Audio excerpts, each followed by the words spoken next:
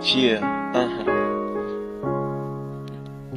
tiako rehefa zany mahatonga anao mitsiko de tiako rehefa zany hitanao rehefa mikipo ny fiainana nambola sarotra azy ianao mahafantatra any rehetra momba anilanao tsy misaritava mahafilofa te ho tsotra aminao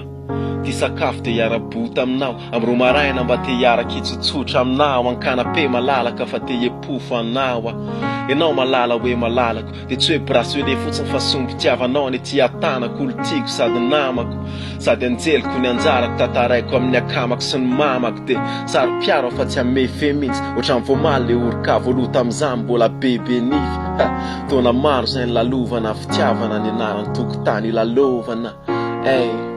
fa tianao zay tsarovo tsy hoe iserana fa aina ny fetra tianao de tsy hanovandreo zay voady mifamezana malalanao na de tsisanandro azany fety tianao zay tsarovo ampafantaro ny tontolo hoe manatompo ianao na de tsy misy peratra azy tianao de tsy ovo de rehefa maro ny onjam-piainana mamery tsisy kabary azadino ianao mahery de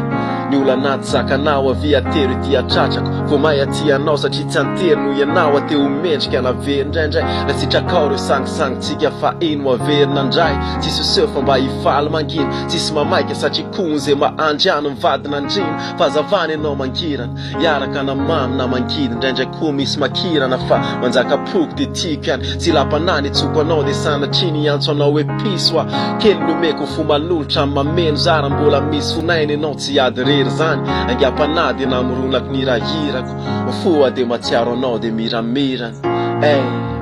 fa tianao zay tsarovo tsy hoe iserana fa aina ny fetra tianao de tsy hanovandreo zay voady mifamezana malalanao na de tsisanandro azany fety tianao zay tsarovo ampafantaro ny tontolo hoe manatompo ianao na de tsy misy peratra azy fa tianao de tsy ovo tianao de tsy ovo tianao de tsy ovo tianao de tsy ovo epistolier love